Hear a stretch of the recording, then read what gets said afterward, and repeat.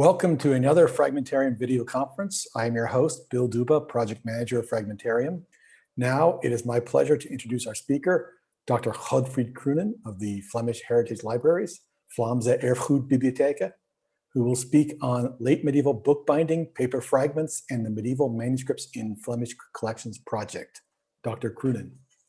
Thank you very much, Bill, for the introduction and very pleased to see so many known faces, and I'll talk today as the project leader of the project Medieval Manuscripts in Flemish collections, and I'd like to sort of introduce the project in general, what we set out to do, what we achieved, and how manuscript fragments link in with all of that. And I'll hope to give you some examples of the fragments we've come across and the new things we are finding. And so that will be the plan for this afternoon. The project has an English name, but also a Dutch name. I work for the Vlaams Erfgoedbibliotheken, as Bill said, which has an English name as Flemish Heritage Libraries. Who are we? Well, we are a non-profit organization, largely or almost exclusively funded by the Flemish government, in particular the Ministry of Culture. We receive core funding and then to fund a number of activities, and then apart from that, we also bid for project funding. The current project, although we sort of consider it to be part of our core activities, currently we finance it through project funding, but we hope to convince the ministry in the next few years that this is really something that needs core funding to continue for the medium to long term. What we do in general is to sort of provide services to the heritage sector in Flanders. So we're not a library ourselves. We don't have a collection, but we work with the sector at large. This includes large research libraries with well-established special collections, but also very small organizations that don't necessarily consider themselves to be heritage libraries or even libraries, but that own or manage a collection that includes books or manuscripts that could be seen as heritage in some way. We develop expertise. For example, we develop standards, we formulate standards, we share our expertise through training, and we set up networking opportunities. So many of the institutions we work with are part of a larger organization, libraries that are part of a university libraries, or that are part of local authorities for municipal libraries. But they also are increasingly within Flanders becoming nodes in a network of heritage libraries working together to achieve some goals, which for many of them would be unachievable if they try to do it on their own.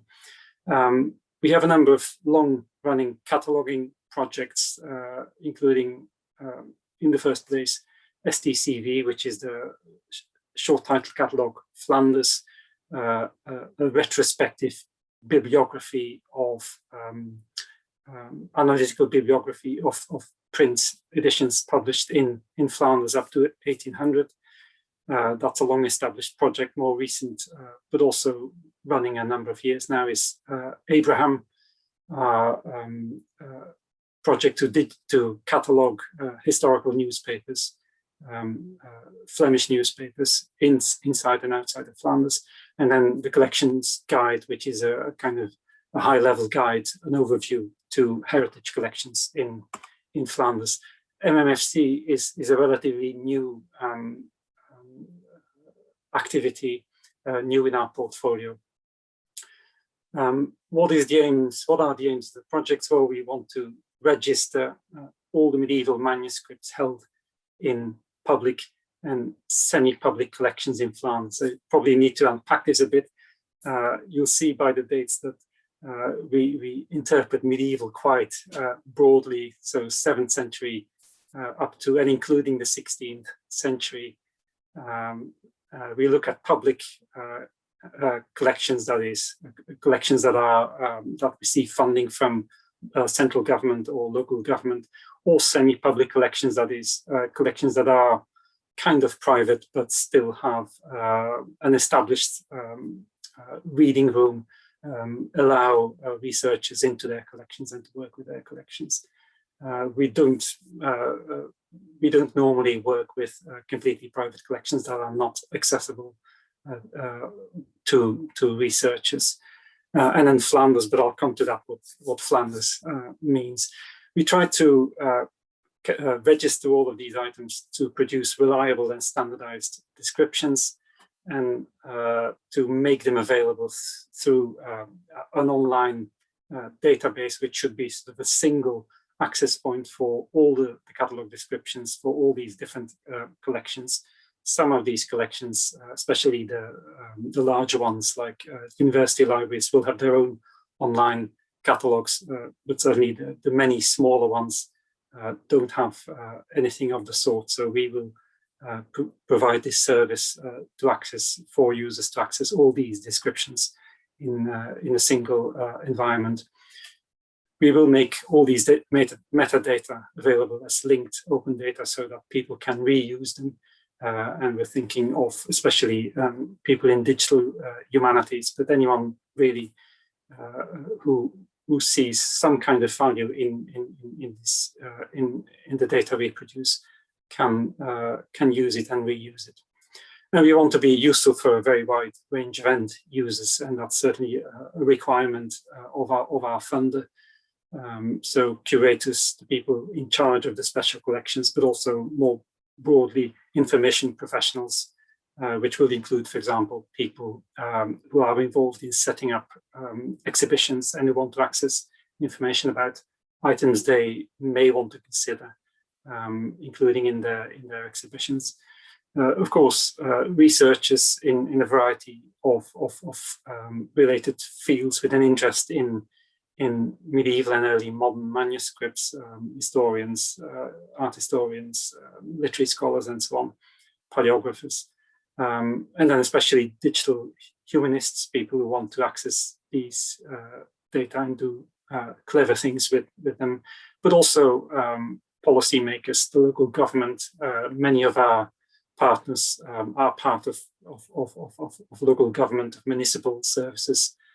And so we provide the data for them as well. And then for the general public, anyone, we want to provide sort of a low threshold for anyone with interest in these medieval heritage objects. Now, we do this in English, and that is because we want to put the Flemish manuscripts on the map. I know in certain ways they don't need to be put on the map. Manuscript scholars are aware of the importance of Flemish manuscripts in the Middle Ages and of certain collections. But we do all of this in English to make sure that it's as user-friendly and as accessible for as wide an audience as possible. There are obviously some challenges with this approach. The chronological span is certainly a challenge. We're dealing with early medieval manuscripts. There aren't very many 7th century manuscripts, but still we have a few. But then we go right up to 1600, so that's sort of, these are very, very different manuscripts from, say, the 11th, 12th century ones. We have a variety of languages, obviously a number of Western languages, but also we decided to include Eastern manuscripts as well, if they otherwise fall within the scope and our definition of manuscript, because there aren't that many manuscripts in Eastern languages to begin with, so it would seem daft to exclude the few Arabic manuscripts, or Hebrew, or Coptic, or Syriac manuscripts. We have quite a variety of conditions of manuscripts. Of course, some large, beautiful, well-preserved manuscripts, but then also many fragments, which, and I don't need to say this to the audience today, which have their own challenges. And then the data that is available already is quite varies. It goes from printed catalogs, often sort of older catalogs, online catalogs for the larger collections, especially the larger municipal institutions and university libraries. And they use a variety of languages. Dutch is the official language in Flanders. So certainly many of the recent data is in Dutch. But if we go back to the middle of last century, when the printed catalogs were produced, they were often in French. And then more recently, we've got some English catalogs, not very many, which means that if we want to reuse that data, we need to somehow convert it or translate it. And then there are quite a few collections without catalogs to speak of at all. In some cases, there are hand lists of what is there. In other cases, even that is not available. So a wide variety in the material we need to work with. Also, a wide variety in the kind of institutional owners, the obvious candidates or the obvious partners, the libraries, and we know them well through sort of previous work in the sector. But then also museums often have a couple of manuscripts in their collections if they are of art historical importance, including often fragments, single leaves of books of hours are typically found in these museums. Archives, and this is where we've done some exciting work because it was a bit outside of the view of the organization before we began the project, because we have a very good working contacts with the major libraries, but archives is a kind of a different kettle of fish. They don't usually have printed books. They have sometimes newspapers, but now they do certainly have manuscripts and manuscript fragments. So we're sort of increasingly working with them and discovering that they have far more than we thought they had. And then there are in Belgium still quite a few ecclesiastical collections. So quite a few Premonstratensian abbeys, also some Benedictine abbeys and so on, Cistercian abbeys that still are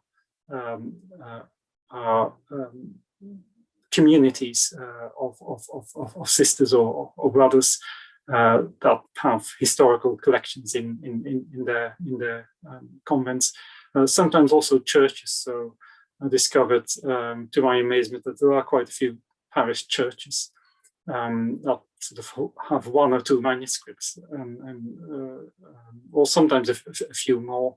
And these, of course, are often quite sort of vulnerable, these collections, because they are not part of the normal activities of these institutions.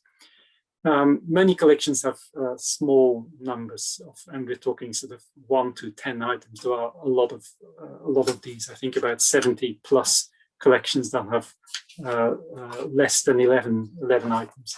And in terms of online reproductions, some of the larger libraries have been very much involved in the IIIF story.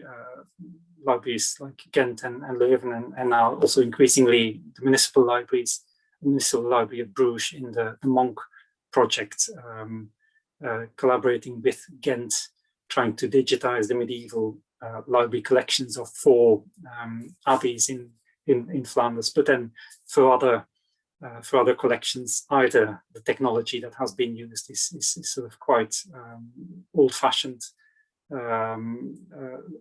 sometimes flash sometimes just JPEGs put on online, and we sort of need to pull all of this together. A particular problem we had is linking information we find, existing information, existing metadata, to the current location, because we thought that this would be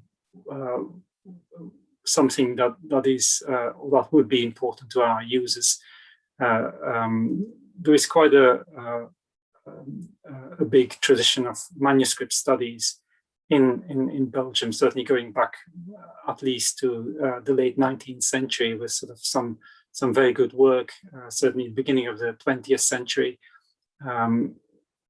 work on collections that no longer exist, and so the information is out there either in printed form or sometimes or often in online form, because it has been converted to a database, and then trying to link that to a manuscript's current location. And I'll give you just an example. People may have come across this, the Bibliotheca Neerlandica Manuscripta. This goes back to the work of a Flemish scholar, Willem de Vreese, who was very much interested in the manuscript tradition of Middle Dutch literature, and he started to collect work for his own PhD, I think, when he was a young scholar, but it grew and grew, and it has been digitized a couple of years ago by the universities of Leiden and Utrecht. But very often they have just put online the notes from de Vreese, and here, for example, is a reference to the convent of the Franciscans in Antwerp. Now, that convent ceased to exist sometime in the 1930s, so it existed between the two world wars. It's not there any longer, and this refers to manuscripts 134. So it may have been an interesting or sizable collection. It's not clear whether the other numbers would have been manuscripts or printed books. De Vreese was just mostly interested in Middle Dutch literature, so they may all have been Latin books or whatever. But anyway, so we can't locate where this manuscript is if it hasn't been lost. So that's another one of our challenges. Now, I mentioned Flanders and Flemish already quite a bit, and I probably need to unpack this as well. So I'll give you a dummy's guide to Belgian constitutional affairs in a nutshell. I know Belgium has a reputation for being a very complex and surrealist country. And it probably is. It's a very small country, certainly 11.5 million inhabitants, but notoriously complex. Think of sort of 10 years ago when, after the national elections, I think it was 541 days before a new government was sworn in. People often say there was no government. There was obviously a caretaker government, but not sort of a new government. Now, why is this? Well, because Belgium is a kind of an artificial creation, and that sort of includes a number of tensions that are quite difficult to live with, and many of these have to do with the linguistic situation and linguistic identity. Increasingly, since the 1960s, we have seen constitutional reforms trying to solve this problem, and the solutions that have been found have made for quite a complex constitutional situation. We have 3 official languages: Dutch, which is often colloquially being referred to as Flemish, but Flemish is not the language. It cannot best be the variety of Dutch spoken in Belgium. So Dutch, French, and German. German is the districts here in blue.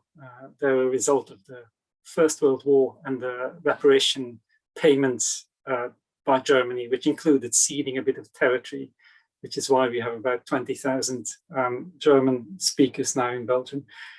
Now, the constitutional reforms introduced two concepts, communities and regions. Communities is to do with identity, mostly linguistic identity. So anyone who speaks a language as their mother tongue would be part of that community. So I'm a native Dutch speaker, so I belong to the Flemish community. Even though I'm currently, and I live in England, I'm speaking to you from England, I'm still part of the Flemish community. Likewise, the Francophone community is the community of French speakers, and the German community are all the German speakers in Belgium. The regions are territorial, so and you see them. That's what you can put on the map here. The yellow bit is Flanders, that is the Dutch-speaking part of Belgium. The red part is the French-speaking part of Belgium, that's called Wallonia, so that's the Walloon region. The blue, the German-speaking districts are actually part of the Walloon region, and then you have the orange bit here, the island in Flanders, which is the bilingual capital district. It is bilingual officially, but it's largely French-speaking, probably about sort of 80%. There aren't any firm figures, by the way, on this. Since the constitutional reforms, it's illegal to ask people in a census for their linguistic identity. So it's a criminal act to try and establish how many speakers of Dutch or French or German there are in certain areas. So yeah, so that makes for the combination of these languages and of the regions makes for 6 governments, 6 executives, and then 6 parliaments, including one national government, but then increasingly the regions and the communities having their own governments. In Flanders, the region and the community more or less coincide, and they decided to have just one parliament and one government, both for the community and the region. And the only difference is Brussels. So Brussels is not part of the Flemish region. So we don't normally consider any manuscripts held in Brussels, because we only look at manuscripts held in Flanders, in the region of Flanders. But we do consider collections that belong to the Flemish community, that is culturally are funded by the Ministry of Culture, or partly funded by the Ministry of Culture of Flanders. Quite a difficult thing to get your head around, but that's what we're looking at. So if we're looking at Flemish manuscripts in the project, we're looking at manuscripts preserved somewhere in the yellow area here on the map, or exceptionally in Brussels, if the collection can be considered Flemish or in part Flemish. In practice, there are very few collections in Brussels, also for pragmatic reasons, but there is, of course, the National Library, the Royal Library, now called KBR, but that's a national federal institution, so we don't consider these collections. Now, of course, there is another meaning of Flanders, and that is looking at the Middle Ages, the medieval county of Flanders, which is a completely different, well, not a completely different thing, but quite a different thing. County of Flanders is this bit here. So if you look at here, this is Flanders, and Belgium sort of is more or less this triangle here. So it is much, much smaller. It's only the western part of what is currently called Flanders, was in the Middle Ages called Flanders. And it included quite a bit of what is now France within the borders of the county. And it was certainly not monolingual, so there was a sizable French-speaking part to Flanders as well. So if you hear the term Flanders or Flemish, it can mean all sorts of different things. And even, I think, amongst medievalists, sometimes Flanders is used to refer to the county, but sometimes just to the Low Countries or the Netherlands in the medieval sense of the word, the Burgundian lands, sometimes the lands ruled over by the Dukes of Burgundy. Just to reiterate, we're talking, when I'm talking about Flemish, I'm talking about Flemish in the current constitutional sense of the word. The project, when it was funded by the Ministry of Culture, we were trying to sort of catch up with our neighbours, and when looking at the north, there was the medieval, or still is, the medieval manuscripts in Dutch collections, and we clearly were inspired in our name by that project. But for the French-speaking part of the country, so Wallonia, as well as effectively all the collections in Brussels, except for the National Library, there is a comparable catalogue, comparable union catalogue of manuscripts that was produced, I think, about 10 years ago. So MMFC, we started about 2 years ago in August 2019. We're a small project team. Essentially, I'm the constant, the linchpin, as it were, in terms of who is full-time working on the project. We are using collaborators on paid placements. And we've had 4 so far. They have been extremely good. And all of them came with sort of far more knowledge than we could have hoped to wish for from recent graduates. Some of them have decided to stay on and work for us a bit more as volunteers.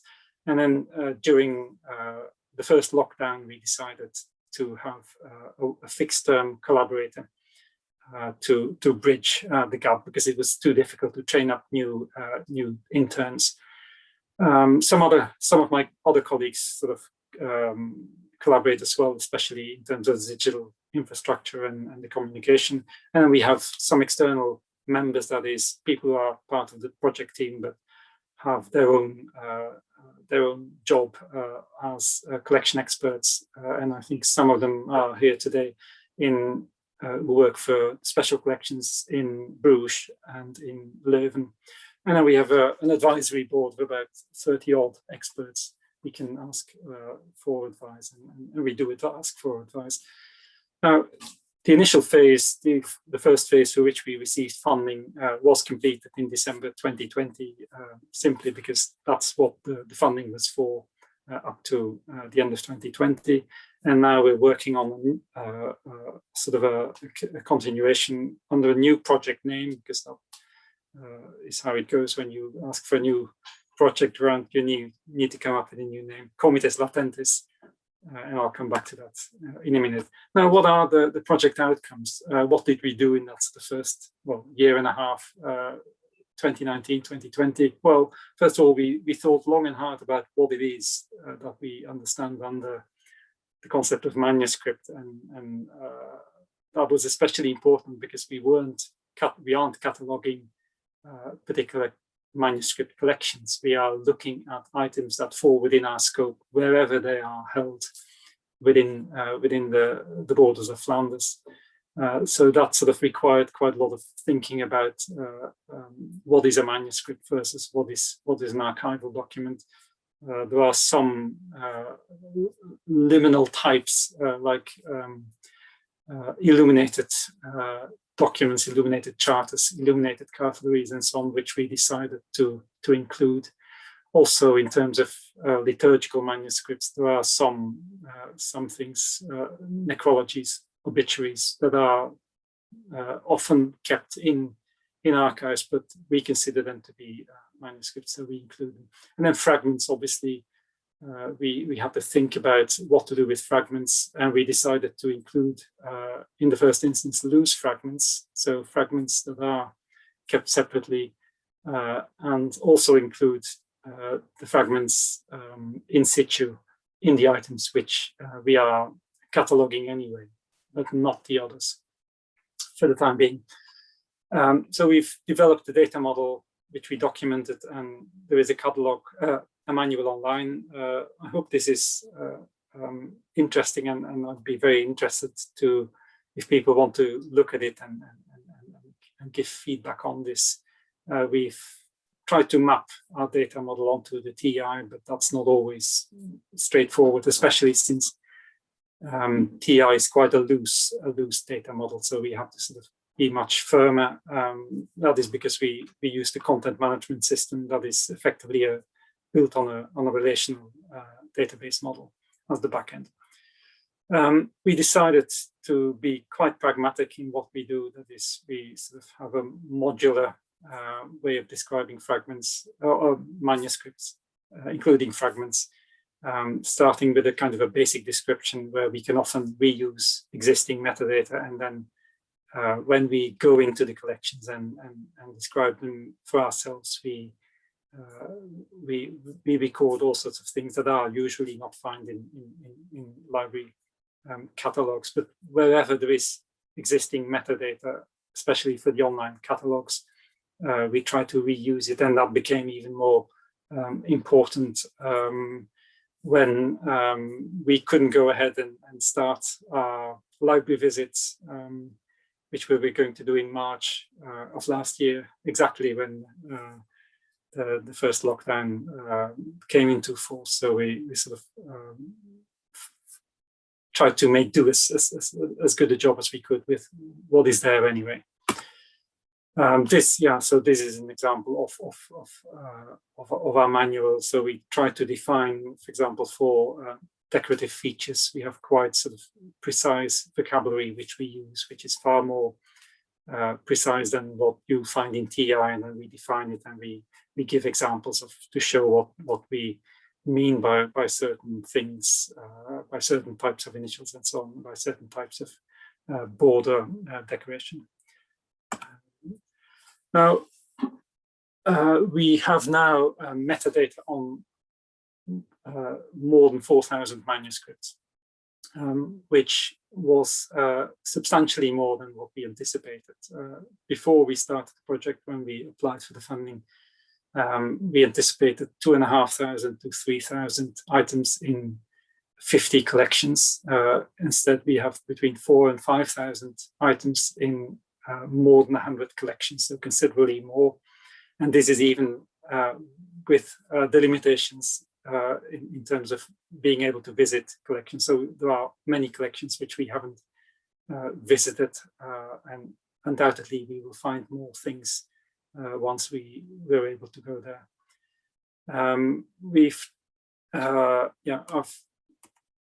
Our content management system, as I said, was collective access. That's the back end, which is operational. The front end, we use Omeka, but that's quite a challenge, and my colleagues are working very hard to kick that into shape, because currently the data is not accessible for outside users.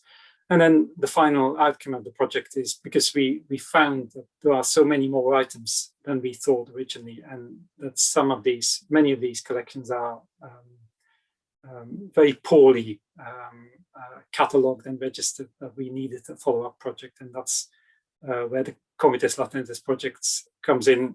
Sorry, there's a typo here. It should be 2021 to 2023, so a 3-year project in which we will focus mostly on ecclesiastical collections, that is, collections in situ, in the churches, in the convents, in the monasteries, and collections of fragments, of which there are far more than we had anticipated, and often even in the regular special collections of main research libraries. Some of them have described the fragments in great detail, but in some of them there is much more work needs to be done, even just in terms of numbering them so that we can identify them and then describing them in more detail. Now, these 4,000 plus manuscripts, what are they? Well, a major sort of, well, they are essentially the collections as they are now preserved in Flanders, and they are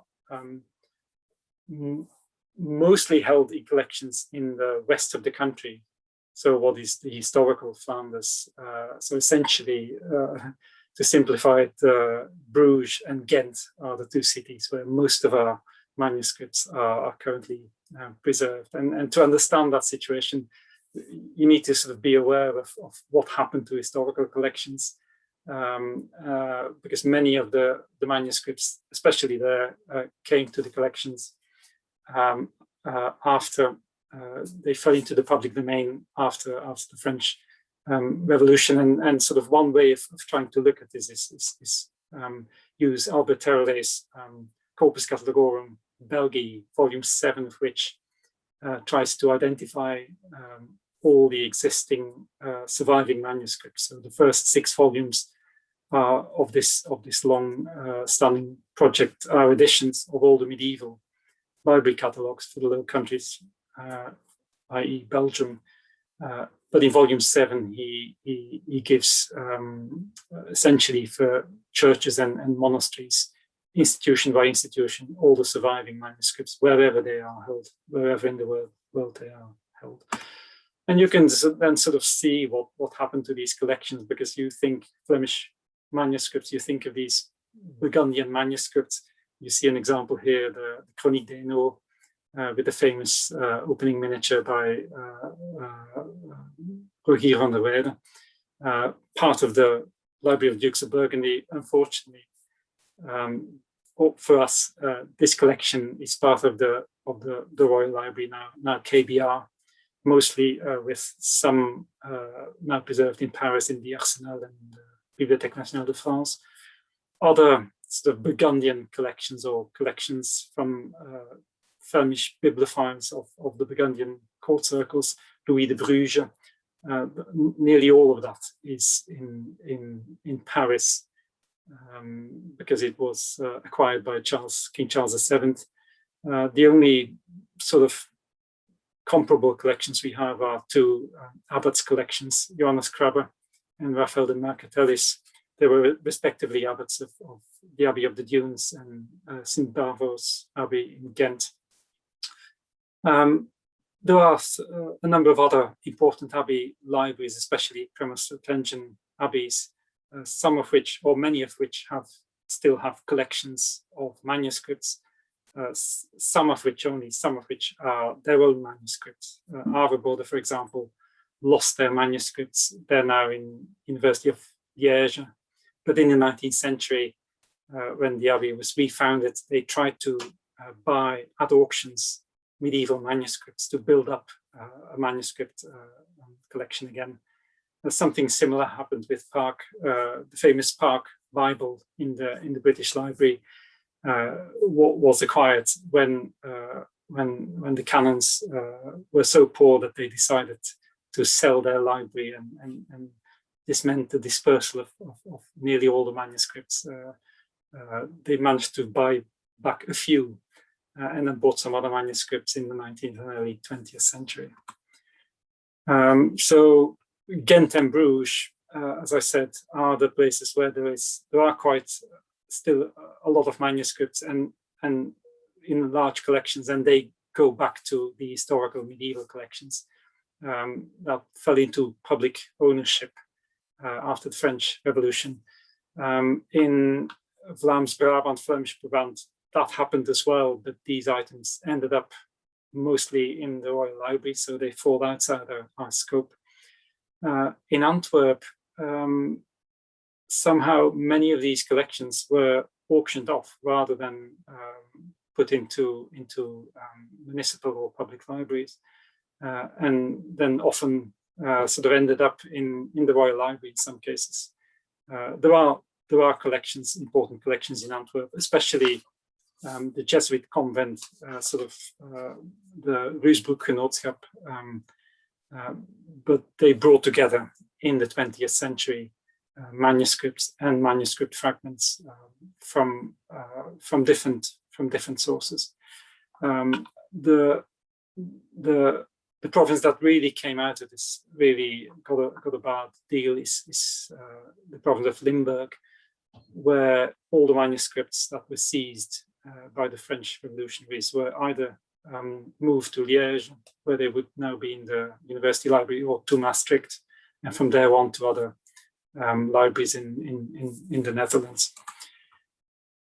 Okay, let's come to fragments now a bit more. Well, there is a long tradition in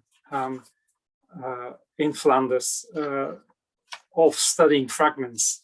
And I'm showing you here the portrait of a well-known fragmentologist avant la lettre, Napoleon de Pauw, very interesting character who lived in the late 19th and early 20th century. He was a lawyer. He ended his career as a judge in Ghent, but he was also a dilettante, very interested in medieval fragments, especially of Middle Dutch texts. And he sort of embodies, he encapsulates what this tradition of studying fragments was in Flanders. And you see his magnum opus here, the 2-volume edition of Middel-Nederlandse Gedichten en Fragmenten, so Middle Dutch poems and fragments. The first, which was published over a number of years, it's in total, it's more than 1,250 pages in 2 volumes. And he published in sort of quite good editions, although they wouldn't sort of be seen as conforming to current scholarly standards. But he was often the first editor, and he was very keen to produce the editio princeps of certain manuscripts, of certain fragments. He had a wide network of people who would send him material, would make copies, would get access to the certain manuscripts. And many of the fragments he published for the first time are out of our sight. That is, we don't know where they are. We have the text. He describes them, often says who the owner is at the time, sometimes doesn't. In some cases, these fragments have ended up, especially in the library in Ghent, because that's where he lived, and that's where quite a few of his contemporaries were very active in this area. But many of these what they thought to be interesting fragments were removed from wherever they were found. The binding of other manuscripts, of archival documents, of early prints. And the ones in Ghent now often have their own shelf mark. They are identifiable as individual sort of items in the collection there. Now, when he said fragments, though, that's sort of an interesting point to note. He didn't understand it in the way we do. He thought of them as textual fragments. So he quite a few sections in this book contain short pieces which he found in miscellanies, and so were extracts from longer texts, but they were not fragments in the sense of manuscript fragments at all. Now, as I said, the provenance is an issue with this, so trying to locate them. And I think I saw Remco Sluidering, he's one of the colleagues who's been trying to follow the lead on some of these manuscripts, finding 19th century copies of them, but not the original fragments. What is interesting is that it's all about the Middle Dutch fragments. And so this is really to be understood in the questions of identity, of linguistic identity, where the Dutch speakers in the 19th century, when French was still the only official language of Belgium, or the predominant official language of Belgium, tried to reassert their linguistic identity by going to the roots, as it were, going to study the Middle Dutch, the 13th, 14th century literature of the time, and then also including through study and editions of these texts. The Latin fragments, which they undoubtedly found, are completely or almost completely neglected. And that's why, for example, in Ghent, many of the Latin fragments that are there in the collections are just all put together under one shelf mark, whereas the Middle Dutch all have their individual shelf mark and often sort of bound in with the offprint of the edition by the POW or other people. And I'll give you an example of this. For example, this is you see this is from Oudenaarde, a small city south of Ghent, where many of the very early and very interesting fragments were found, but it's only the Middle Dutch ones that were published. Whereas this, for example, this is a fragment, and you see already in the 19th century somebody has identified or tried to identify it, so they knew, they were aware of it, they knew it was there, but they did nothing with it. And it's actually quite an interesting fragment. It's not recorded as far as I can see. There was a recent study of this first text here, Hec Esclara Dies. It has survived in 9 other witnesses, including the very famous Cambridge songbook. So people have been paying attention a lot to the Cambridge manuscript, and then you see here the so-called Gradual of Nevers on the right-hand side, which has the same piece here. But this one has been completely neglected, and that's sort of running theme in these 19th and early 20th century fragmentologists. They are just interested in the Middle Dutch fragments, and everything else they may take note of it, they may mention it at times, but there's hardly any work done on it.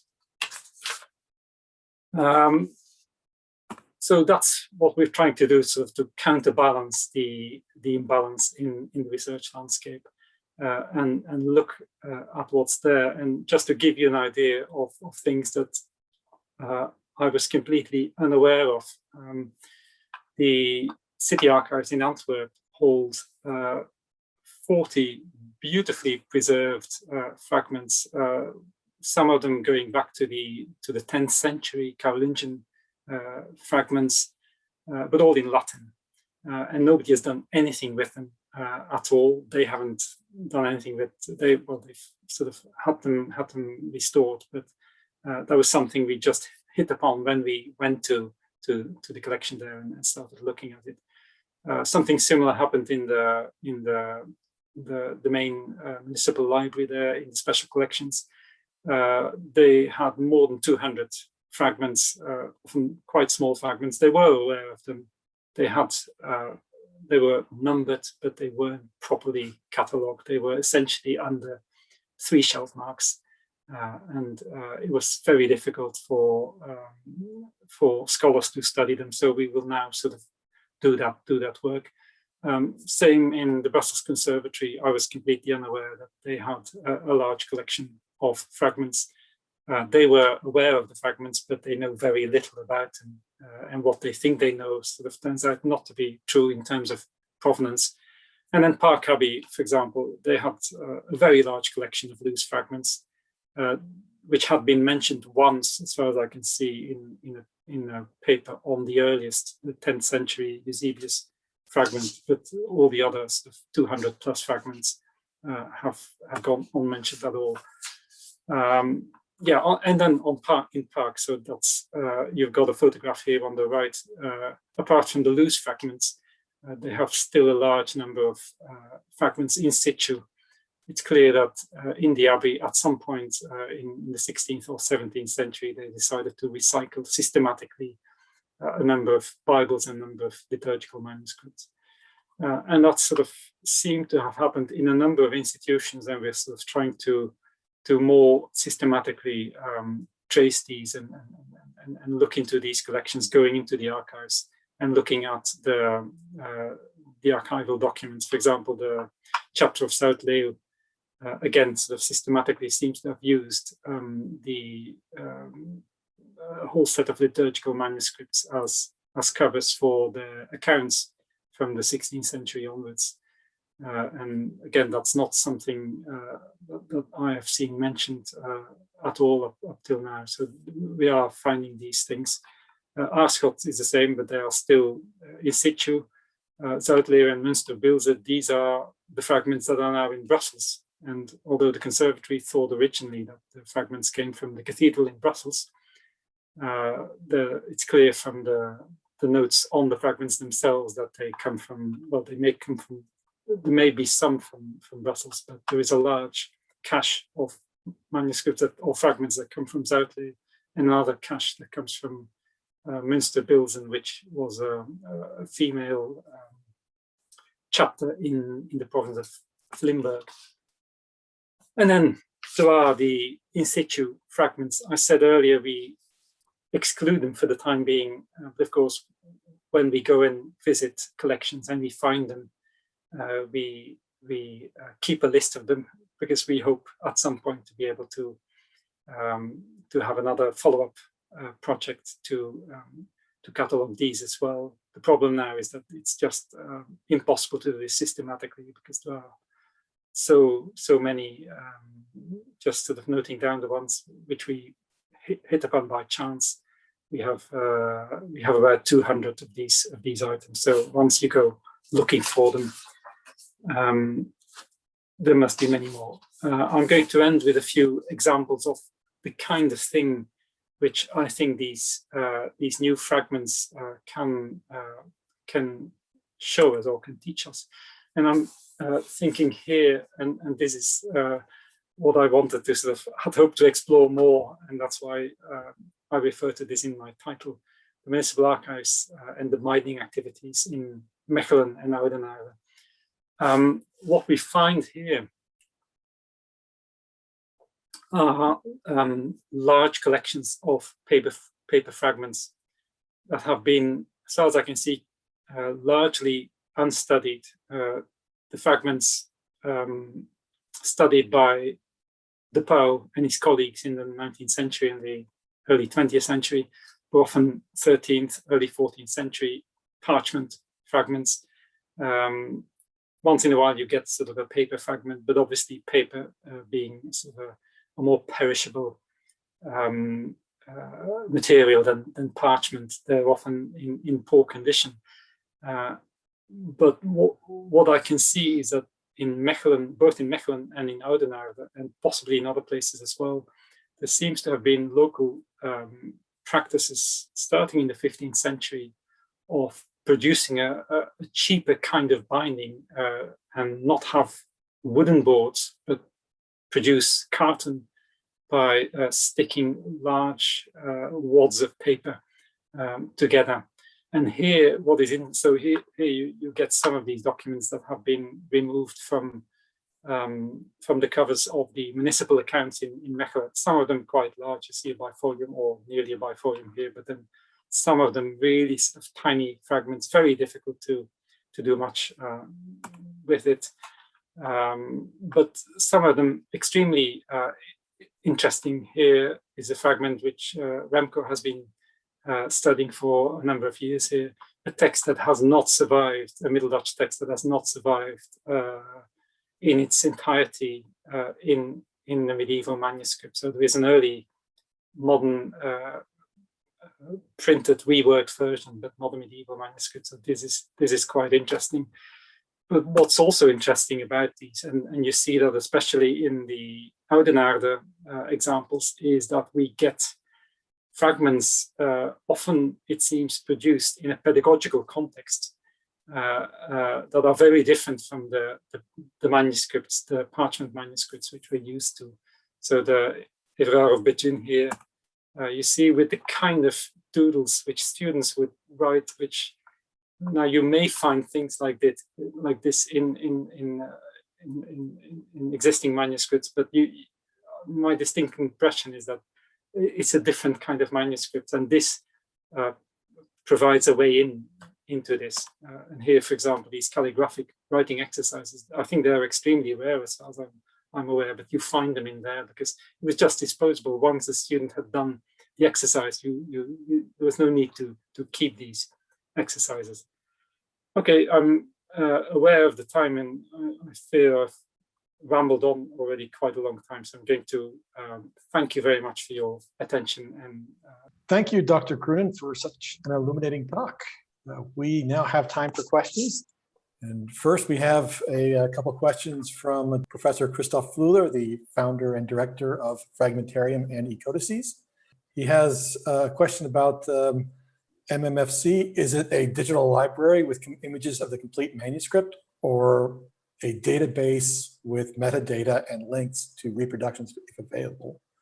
And he has a series of other ones too. What format is your descriptions in? Is it encoded in TEIP5? And he had a question about private collectors. And then finally, how many manuscripts in Latin script to about 1500 can be found in Belgium? Well, quite a lot of questions here. But the first one, yeah, we're definitely not the Flemish e-codices yet. It's definitely a very rich database. We will include links to digital reproductions where they exist. We will also include illustrative material. So we will take a couple of photographs for each manuscript. So we will always photograph the front board, a sample page, and a sample script. So 100 by 60 millimeter cutout of the script, so that it can be compared in the same size. So that we will endeavor to do that for each item which we describe. And then we will link to IIIF or other reproductions wherever they are available. TEI, yes, we have mapped our data to TEI, but we don't natively work in TEI. Well, for a number of technical reasons, but also I think TEI is good if you have prose descriptions or structured prose descriptions of your data. But if you produce new data, it's often very difficult to figure out where to put it or how to put it, especially if you want it in sort of a very granular format. So we will measure different things on the manuscript page. In TEI, you all put that in sort of a single TEI element, as we want to sort of have the height of the page, the width of the inner column, the width of the intercolumn columnar space, and so on and so forth, the thickness of the quire. And TEI allows you to put that in sort of general elements, but then you don't have the granularity to search it. Private collections, no, we don't contact them really unless they have a reading room. Yeah, we just thought we have already so much to do, and private collections is another thing which we don't want to get into at this point. The numbers, I don't quite know, because you ask up to 1500, so we're currently, yeah, I can easily tally it for up to 1600, but not to up to 1500. I think the Royal Library, I think, has about 4,500 medieval manuscripts, they say, and so we have about 4,500, but that's up to 1600. And I think our Francophone colleagues have about 4,000 items in their database, I think, but again, that's up to 1500. So I think, yeah, it's 8,000-9,000, I guess. You're finding, I mean, the use of this, whatever, the carton, the making the using pages. I assume when you find these, are you finding them loose? Or are they still bound together in their stacks? And what do you do with them? Well, I think that is an issue. I mean, the ones we've catalogued so far are ones that have been identified by researchers and then removed by professionals to in the context of the research carried out by these researchers. We obviously we're not going to rip apart a binding but there are more. Some of them have been sort of listed as exceptional items. Some of them, of the ones in Mechelen, a few have been taken apart and then are conserved as what I've shown you, but some of them are still in situ. So that would require, I think, funding to do this kind of work, which is obviously quite delicate because of the nature of the material. It's not like a parchment, piece of parchment, which is certainly sturdier than where they've really glued together these paper fragments. Thank you again for being here and sharing the work, and we look forward to seeing it progress and seeing results. Yeah. And thank you all for participating. The last Fragmentarium video conference of the 2020-21 season will be on Friday, July 16th, when Professor Dr. Stefan Morent, Dr. Waltraud Holland-Goetz, and Michiel Braunger, MA, will speak on musical fragments of Southwestern German monasteries in the archives of Stuttgart and Ludwigsburg, current results and future goals. So thank you again. And it was fun. Thank you very much for having me.